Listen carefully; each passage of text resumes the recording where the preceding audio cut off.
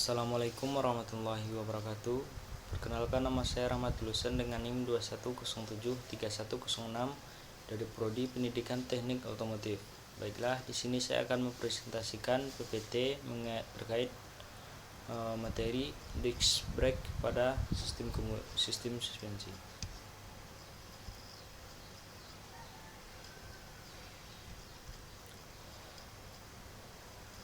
Yang pertama, brake system berfungsi mengurangi kecepatan dan menghentikan kendaraan. Yang kedua, memungkinkan parkir di tempat yang menurun.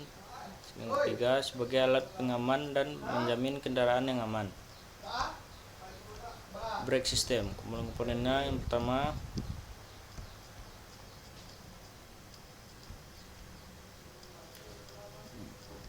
brake booster, thrusting booster, disc brake, brake pedal, master cylinder, braking brake cable, drum brakes, backing brake lever. Prinsip rem.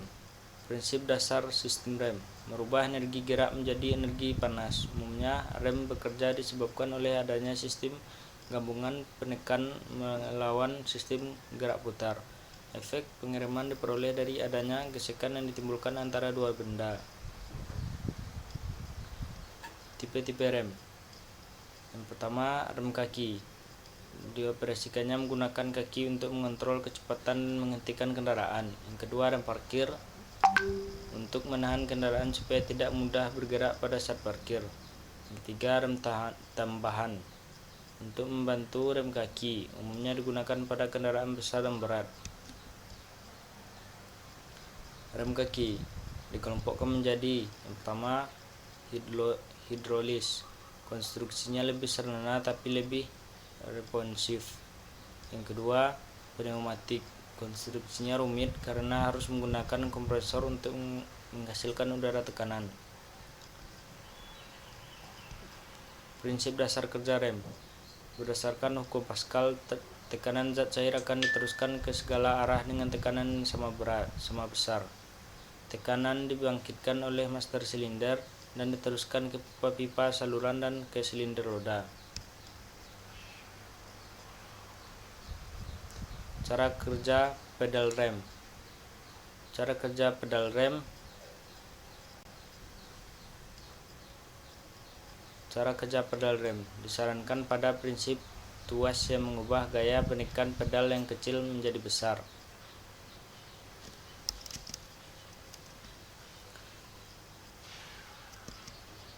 Tipe dan konstruksi master silinder. Ada dua tipe master silinder. Yang pertama, tunggal dan ganda.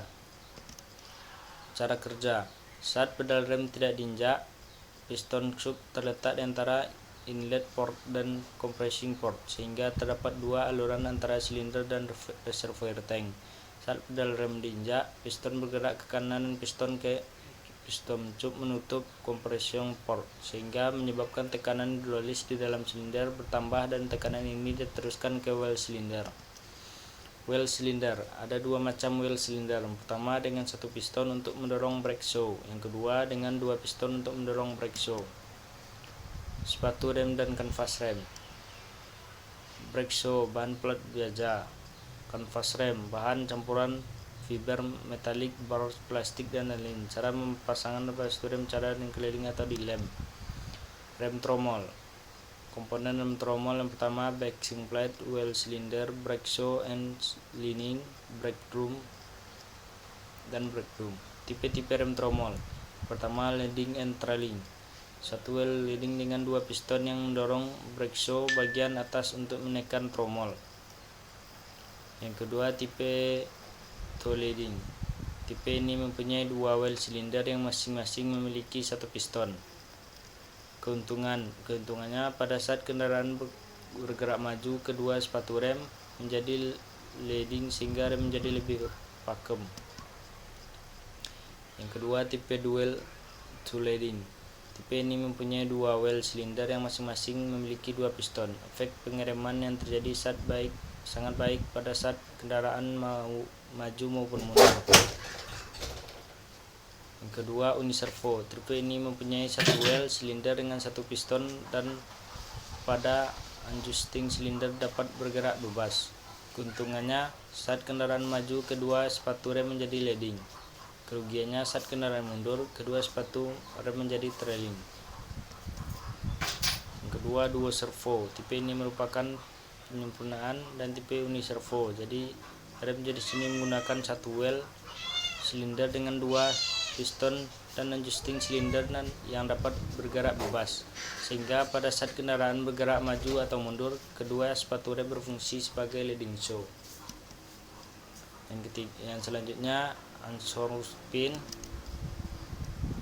celah sepatu rem. Celah yang tidak tepat dapat menyebabkan: pertama, jika terlalu besar akan menyebabkan keterlambatan dalam pengereman. Yang kedua, jika terlalu kecil, rem akan macet.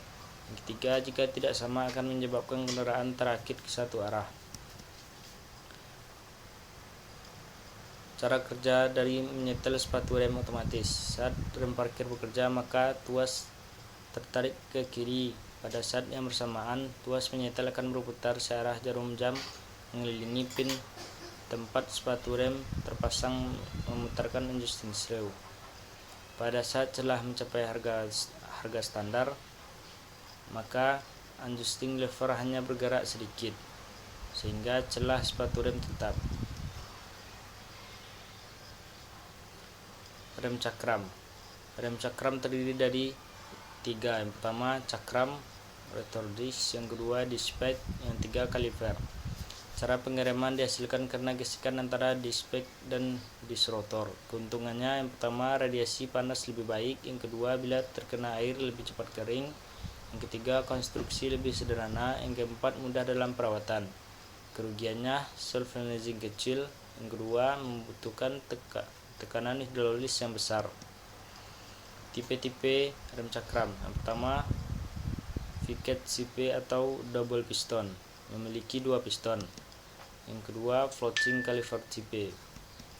Yang ketiga, caliper CP. Penyetelan otomatis. Celah normal.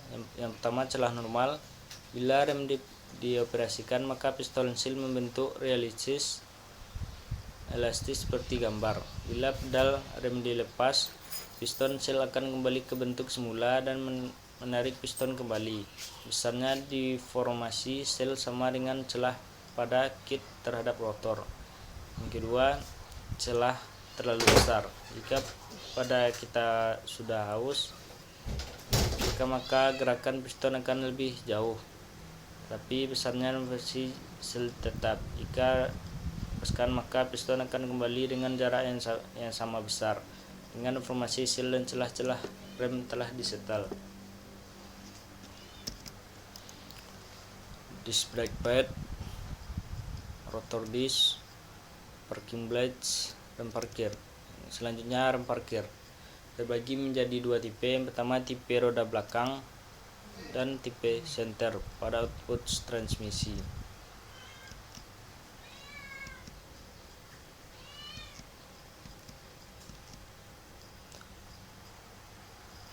Brake booster berfungsi untuk melipat gandakan daya penekanan pedal, sehingga daya pengereman menjadi lebih besar. Prinsip kerja booster rem. Bila vakum bekerja pada kedua sisi piston, maka piston akan terdorong ke tekanan oleh pegas. Bila tekanan atmosfer masuk ke ruangan A, maka piston bergerak ke kiri menekan pegas karena adanya perbedaan tekanan, menyebabkan batang piston menekan piston master silinder.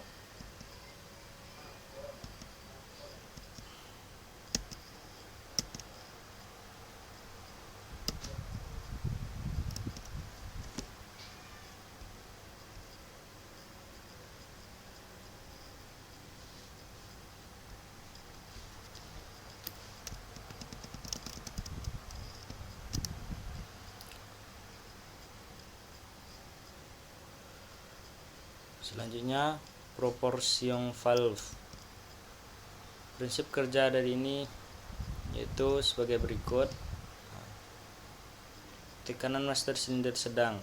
Cara kerja saat tekanan master silinder sedang pada valve sama dengan cara kerjanya tekanan master silinder tertinggi pada